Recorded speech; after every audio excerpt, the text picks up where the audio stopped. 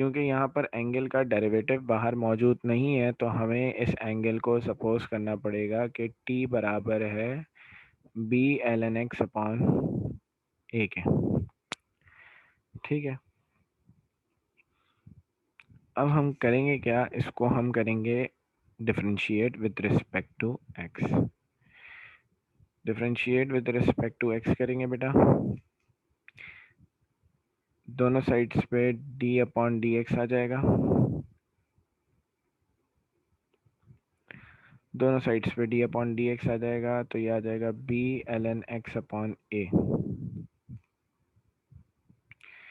तो बेटा इसका जो ये आ जाएगा d t upon d x is equal to, बेटा बी पे डिफरेंशिएशन का कोई असर नहीं होगा, डी एक्स लगेगा L N x upon a के साथ। D t upon d x हमारे पास आएगा, बी को हमने एज इट इज छोड़ दिया बेटा, एल एन के साथ जो भी वैल्यू है वो 1 के नीचे आ जाएगी। एल एन के साथ क्या वैल्यू लिखी हुई है, एक्स अपॉन ए, तो 1 divided by x upon A multiply by the derivative of angle. Angle क्या मतलब, एंगल कह दें या ये वैल्यू कह दें, मतलब multiply by the derivative of x upon a. तो बच्चों ये हमारे पास आ जाएगा d t upon d x is equal to b, ये वैल्यू पलट जाएगी तो ये ए अपॉन एक्स आ जाएगा।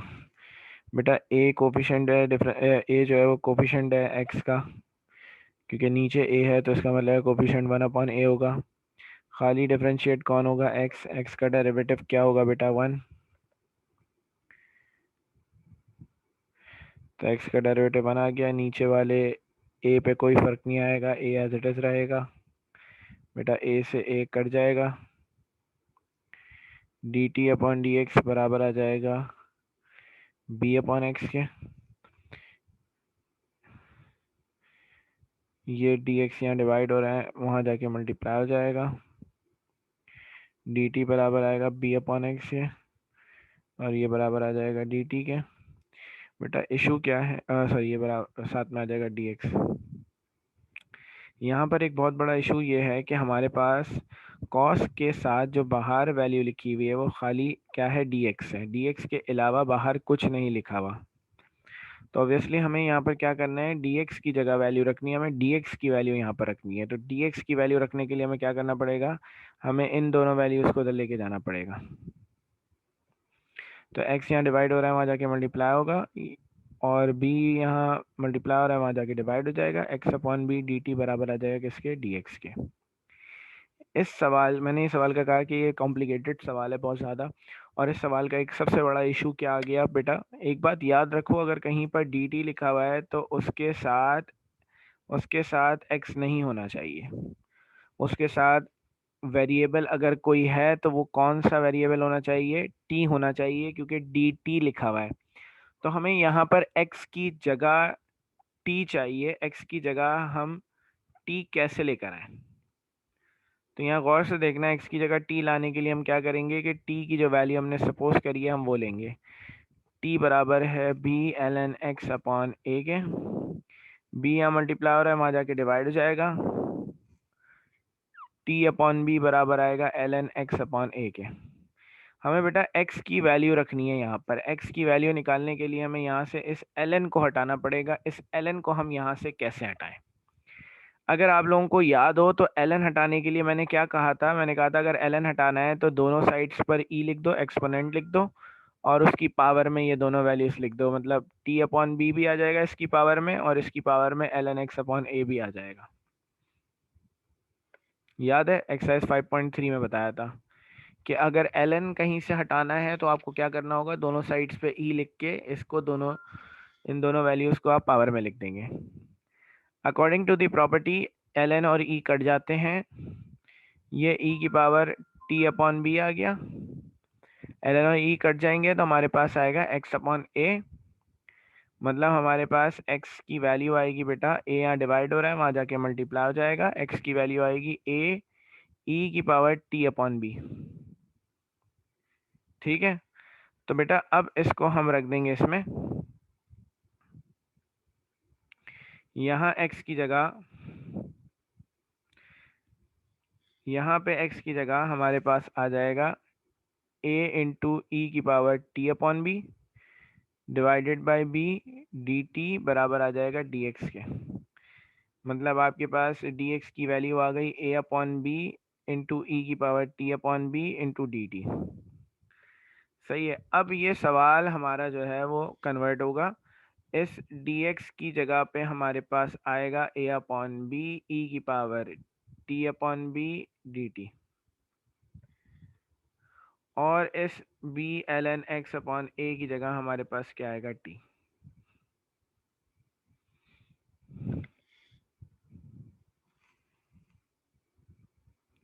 तो ये इतना लंबा चौड़ा काम इसकी सपोजिशन के लिए जो करना है ना, यही एक खतरनाक काम है, समझ लें। इसका स्क्रीनशॉट वगैरह ले लें, हम नेक्स्ट पे चलते हैं।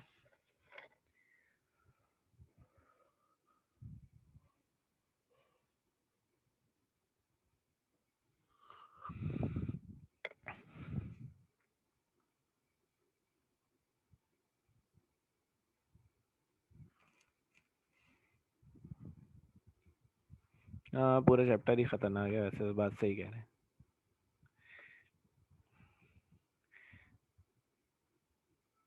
सवाल था हमारे पास cos b ln x upon a into D t into d x, sorry.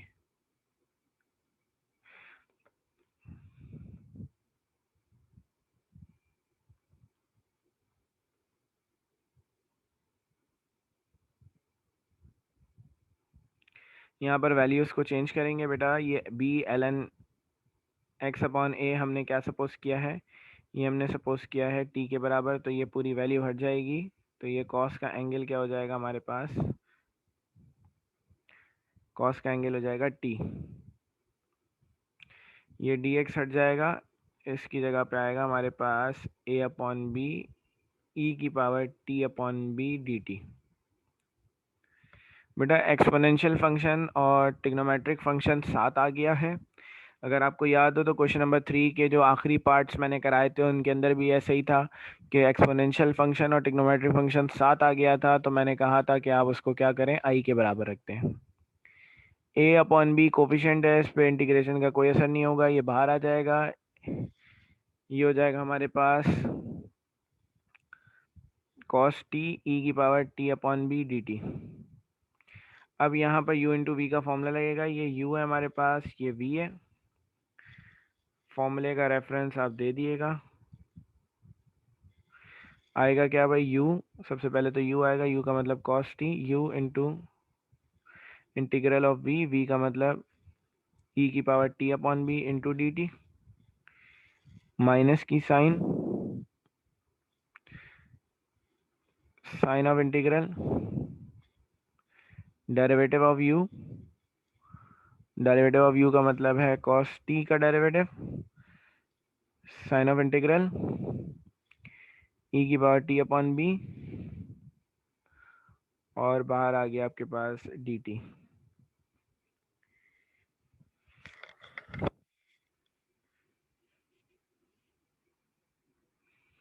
i बराबर आएगा a अपॉन बी,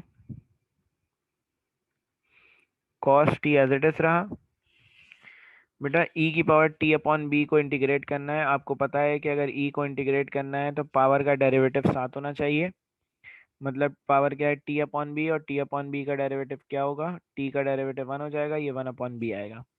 आसान अल्फाज में अगर पावर आपके पास लीनियर है, मतलब वेरिएबल की पावर 1 है, तो बेटा साथ में आपके पास प्रोडक्ट में क्या होना चाहिए, कोफिशिएंट होना चाहिए। मतलब t को छोड़ के जो वैल्यू है वो क्या है, 1 अपॉन बी साथ में होना चाहिए इंटीग्रेट करने के लिए।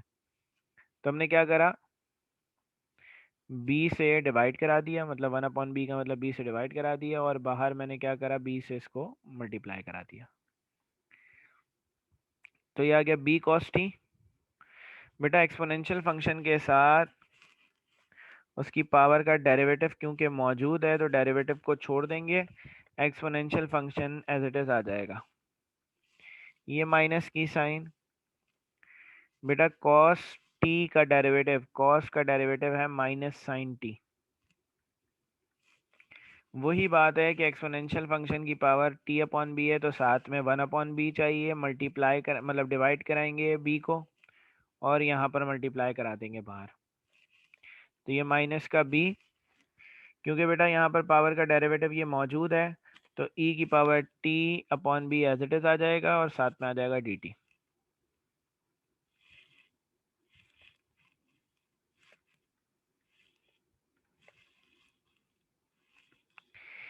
अब बेटा हमारे पास आई बराबर आ जाएगा ए अपॉन बी मल्टीप्लाई होगा इससे, तो यह आएगा a b upon b cos T E की power T upon b, minus की साइन ये हमारे पास ए अपॉन बी मल्टीप्लाई होगा इससे, तो यह आएगा ए बी अपॉन बी, ये माइनस की साइन से मल्टीप्लाई हुई तो माइनस माइनस प्लस, ये हो जाएगा आई साइन टी ई की power T upon B D t, b से बी कैंसिल हो जाएगा।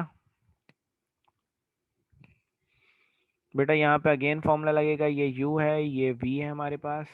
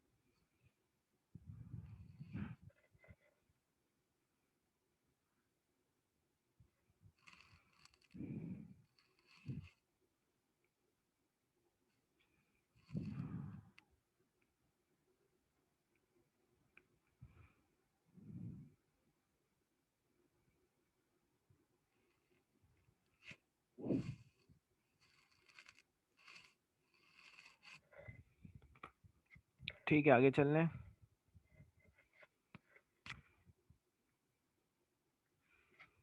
यहाँ पर अगेन फिर फॉर्मूला लगेगा बेटा, i is equal to A e की पावर टी अपॉन बी, बाहर पहले लिख दिया कॉस टी प्लस ए, फॉर्मूला लगेगा यहाँ पर, सबसे पहले u आएगा, u का मतलब sine t into integral of v का मतलब e की power T upon B into D t, minus sine of integral derivative of u मतलब sine t into integral of v मतलब e की power t b D t, ये भी D T आ गया, ये पैक हो गया यहाँ पर। बेटा वही बात है, e की पावर t अपॉन बी है तो साथ में 1 अपॉन बी चाहिए, तो मल्टीप्लाई करा दिया, मतलब डिवाइड करा दिया b को, मल्टीप्लाई करा दिया। यहाँ पर भी वही बात है कि आपको नीचे डिवाइड में b चाहिए और यहाँ पर आपने मल्टीप्लाई करा दिया b को। तो बच्चों i बराबर आएगा a इंटू ई की power t upon b cos t plus a into b sine t. बेटा क्योंकि पावर का डेरिवेटिव है, डेरिवेटिव को छोड़ देंगे, exponential function as it is आ जाएगा, ये b आ गया, साइन का डेरिवेटिव हमारे पास आ जाएगा कॉस टी, यहाँ पर भी पावर का डेरिवेटिव मौजूद है, डेरिवेटिव को छोड़ देंगे तो ये आ जाएगा e की power t upon B D T.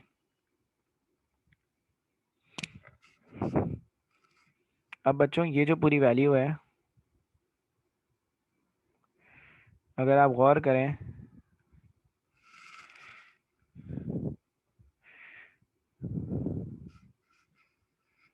कि i किसके बराबर है आपके पास, ऊपर अगर आ जाए आप,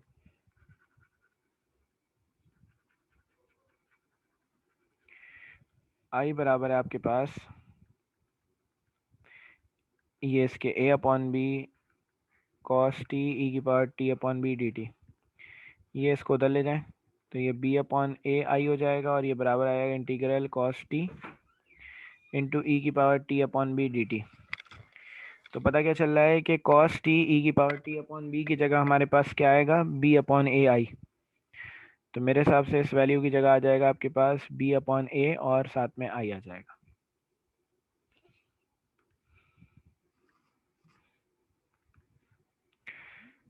तो i बराबर आ जाएगा a ई की power t upon b cos t, ये a से मल्टीप्लाई होगा तो ये आ जाएगा ए बी ई की पावर टी अपॉन बी, मैं पहले लिख रहा हूँ। फिर उसके बाद ये साइन टी,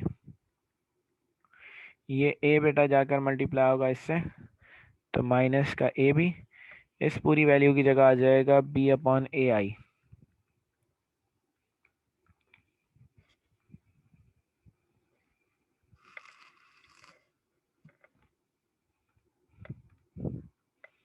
अब बच्चों ए से ए कैंसिल हो जाएगा,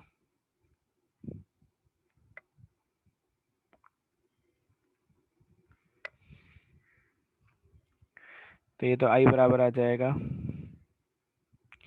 इन दोनों में से कॉमन निकाल लिया मैंने, ए ई की power T upon b common निकाल लिया,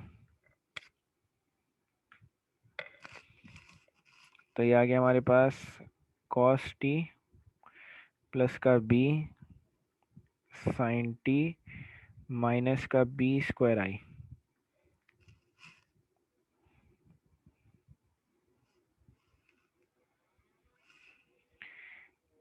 अब इस पूरी वैल्यू को बी स्क्वायर आई को उधर ले जाएंगे, तो ये प्लस का बी स्क्वायर आई हो जाएगा, बराबर आएगा ए इंटू ई की power T upon b cos t plus b sine t plus सी।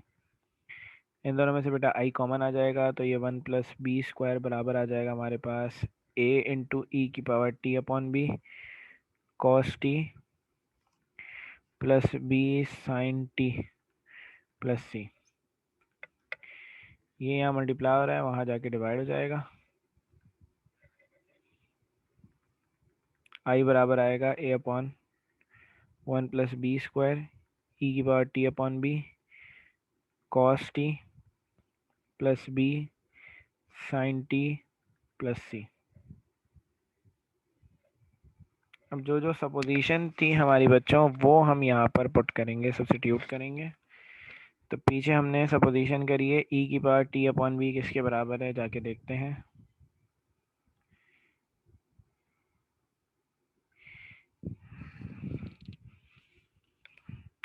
ई की पावर टी अपॉन बी बराबर है किसके, एक्स अपॉन ए के, तो इसकी जगह एक्स अपॉन ए आएगा, और टी हमने सपोज करा था b cos l N x upon a. ये वैल्यू सारी यहाँ रखेंगे हम, आई बराबर आ जाएगा बेटा a upon one plus b square, e की पावर टी अपॉन बी की जगह आएगा एक्स अपॉन ए से ए कैंसिल हो जाएगा, ये हो जाएगा हमारे पास कॉस टी की जगह आएगा b l N x upon a plus का b sine b l N x upon a plus c. ये आंसर आ जाएगा। छोटा सा सवाल है।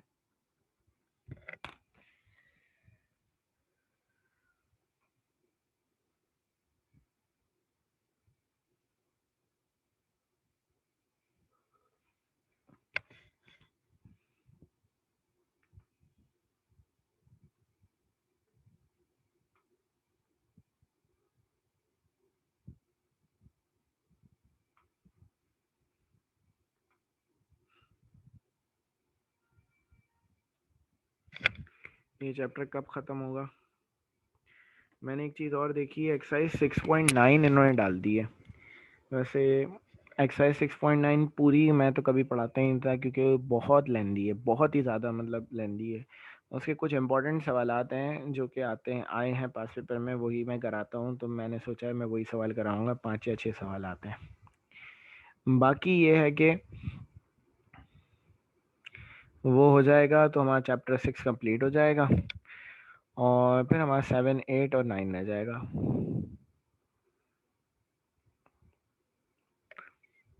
7 भी एक एक्सरसाइज है, 8 भी एक एक्सरसाइज है, और 9 की तो 3 छोटी छोटी सी एक्सरसाइज हैं।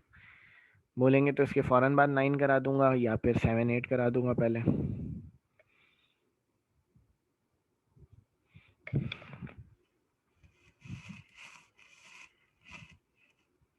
असल सबसे बड़ा चैप्टर यही है, सबसे अजाब चैप्टर यही है।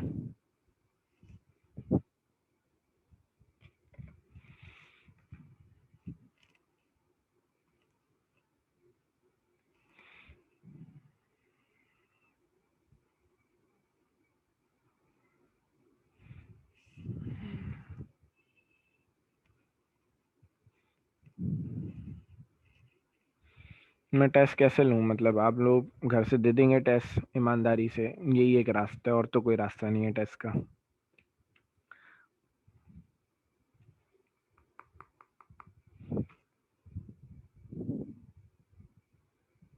ठीक है, मैं अभी आपको कौन सा टेस्ट ले लेते हैं? ऐसे 6.1 का टेस्ट ले लेते हैं। सेंटर बुला लें? सेंटर कहाँ बुलाऊंगा मैं? एक्सरसाइज 6.1 का टेस्ट ले लेते हैं। कब लेते हैं इस टेस्ट को? हम ले लेते हैं इतवार के दिन। सही है।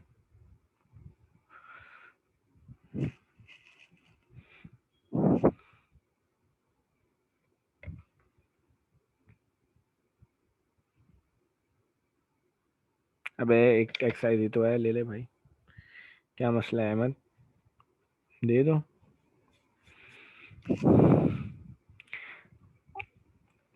चलें, और सवालात जो रह गए उन पे जा रहे हैं। बिल्कुल, रमज़ान है भाई, हम भी बहुत काम करते हैं, क्या करें, ज़िंदगी थोड़ी रुक जाएगी। रमज़ान में तो मैं कहता हूँ ज़्यादा टाइम होता है।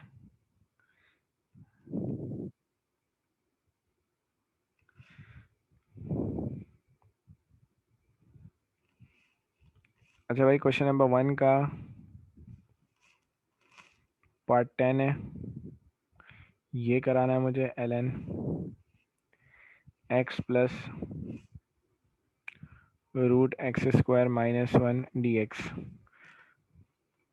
वही बात है इस सवाल के अंदर बेटा, साथ में कोई भी वैल्यू नहीं है, सिर्फ ln वाली वैल्यू है। जब भी इंटीग्रेशन के अंदर खाली ln वाला सवाल आ जाए और उसके साथ कोई वैल्यू ना हो, तो हम क्या करते हैं, u उस ln वाली वैल्यू को सपोज करते हैं, v जो है हम 1 को सपोज करते हैं। तो यहाँ पर अगर आ जाए हम, तो ये आ जाएगा u का मतलब ln x plus root x square minus 1 into integral of v मतलब 1 dx minus integral derivative of u मतलब ln x plus root x square minus 1 integral of v मतलब 1 dx, साथ में dx आ गया। ln x plus root x square minus 1 को integrate करेंगे तो बेटा x आ जाएगा, माइनस की साइन, इसका डेरिवेटिव बेटा ln के साथ जो भी वैल्यू है वो 1 के नीचे आएगी, 1 divided by x plus root x square minus 1 को हम इंटीग्रेट करेंगे तो x आ जाएगा, साथ में आ जाएगा dx।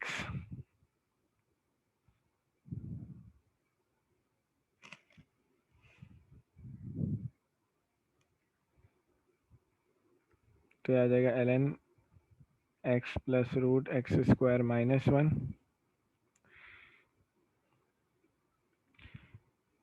साथ में x भी है, मैं x को पहले लिख देता हूँ,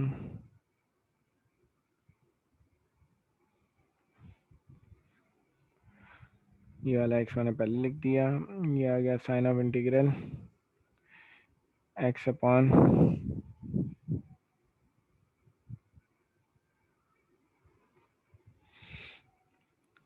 x plus root x square minus 1 dx।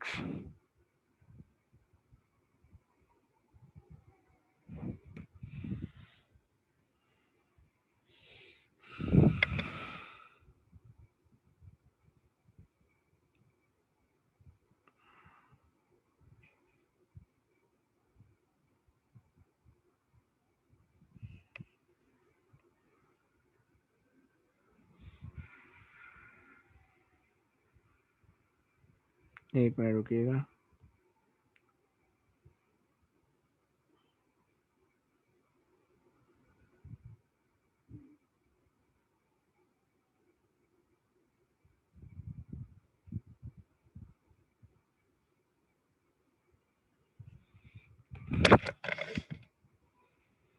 मैं सोच रहा हूँ इस सवाल को और मज़ीद कैसे सॉल्व किया जा सकता है। मेरे हिसाब से इसका एक ही रास्ता है, ट्रिग्नोमेट्रिक सब्स्टिट्यूशन की मदद लेनी पड़ेगी इसको मज़ीद सॉल्व करने के लिए।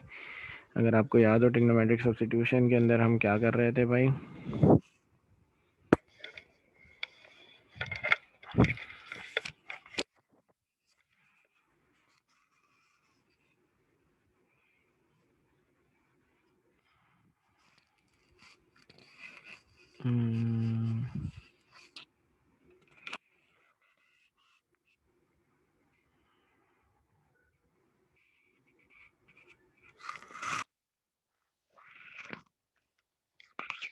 और मैं सोच रहा हूँ कोई रास्ता उसको सॉल्व करने का।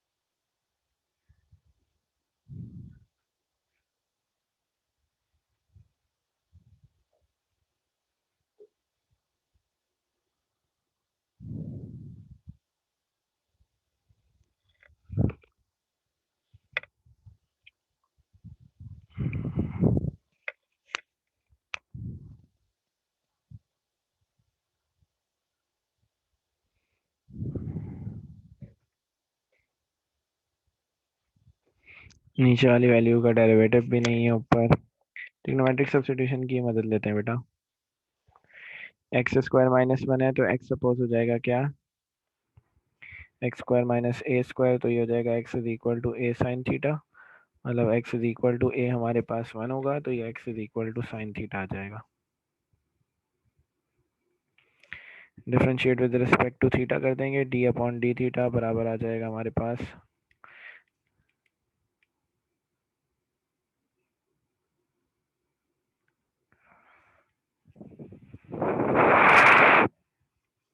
साइन का डेरिवेटिव हमारे पास आ जाएगा कॉस थीटा, और डी एक्स बराबर आ जाएगा कॉस थीटा डी थीटा के बराबर।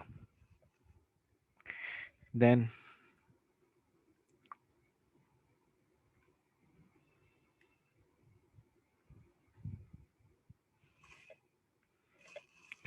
तो बेटा ये आ जाएगा x L N x plus root x square minus one, minus की साइन ऊपर बेटा आ जाएगा एक्स की जगह हमारे पास साइन थीटा, नीचे हमारे पास इस एक्स की जगह भी आ जाएगा साइन थीटा। सही है, प्लस की साइन, रूट वाली वैल्यू में एक्स स्क्वायर लिखा हुआ है, एक्स स्क्वायर का मतलब साइन थीटा का स्क्वायर माइनस वन। अरे गलत सा पोजीशन कर दी यार, सॉरी बच्चों, दिमाग पता नहीं कहाँ है, क्या चल रहा है। X square minus a square पे सपोजिशन है ए सेक थीटा, और ये हो जाएगा सेक थीटा, और सेक थीटा का डेरिवेटिव जो है हमारे पास आएगा सेक थीटा टेन थीटा। यहाँ पर सेक थीटा टेन थीटा आ जाएगा डी थीटा।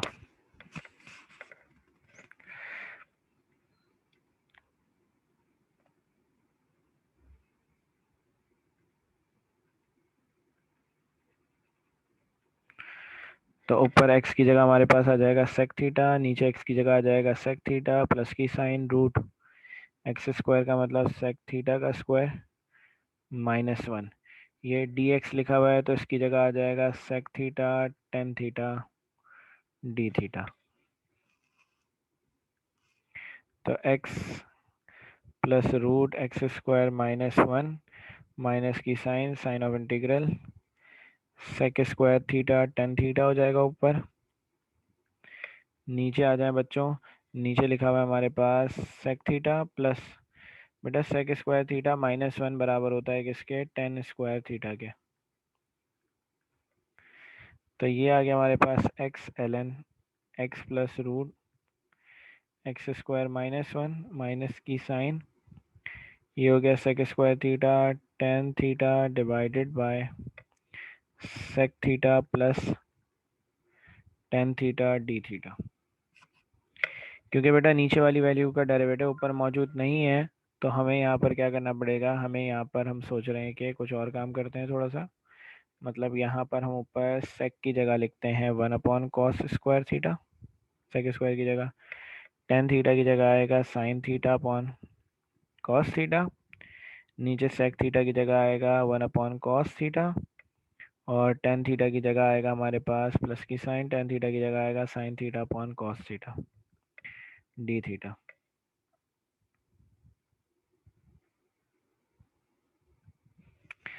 तो ये हो जाएगा बेटा हमारे पास x L N x plus root x square minus one, ये हो जाएगा ऊपर sign theta upon cos cube theta, नीचे बेटा ले लेंगे एलसीएम तो one plus sine theta upon cos theta हो जाएगा, कॉस थीटा से एक कॉस थीटा कैंसिल हो जाएगा, डी थीटा। ये हो गया x L N x plus root x square minus one minus की साइन, साइन ऑफ इंटीग्रल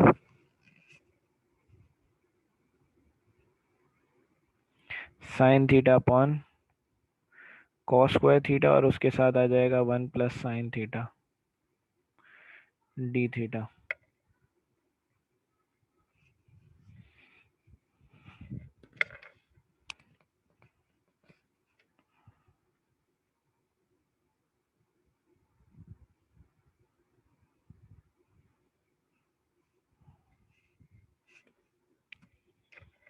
क्या हो गया, सवाल ने मुझे घुमा दिया आज।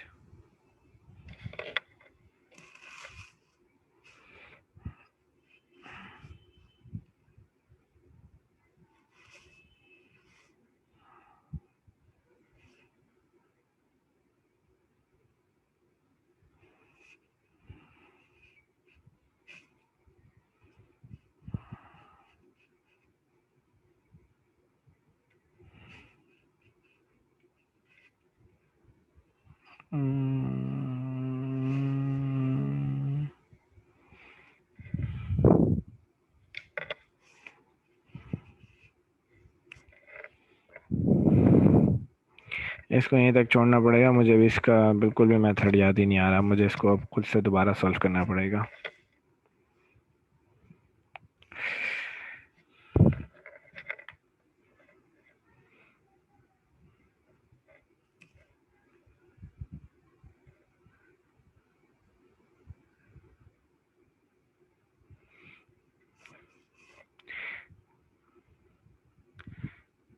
अच्छा बेटा इसका जो है ना, अब आपके पास वैसे ये सवाल को मैं कुछ करता हूँ, इसका सोल्यूशन निकाल के भेजता हूँ आप लोगों को। इसके अलावा जो है ना, क्वेश्चन नंबर 2 कह रहे हैं कि बाय पार्ट्स की मदद से करें। तो क्वेश्चन नंबर 2 बाय पार्ट्स की मदद से भी किया जा सकता है और ये फॉर्मूले की मदद से भी किया जा सकता है ट्रिग्नोमेट्री के। तो मेरे हिसाब से ज़्यादा बेहतर ये है कि आप फॉर्मूले से करें।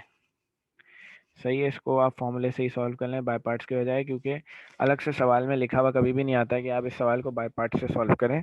जो बोर्ड में सवाल आता है ना, उसके अंदर ये होता है कि बस सवाल को इवेल्युएट करें, सॉल्व करें बस। तो क्वेश्चन नंबर 2 जो है ना, वो फॉर्मूले से आप लोग कर लिएगा। बाकी इस सवाल को मैं कुछ करता हूँ, इसको सॉल्व करके आप लोगों को भेजता हूँ इसका सोल्यूशन। ठीक है, यहाँ 3 मिनट्स रह गए, फिर इंशाल्लाह नेक्स्ट क्लास में मिलते हैं। अल्लाह हाफिज़।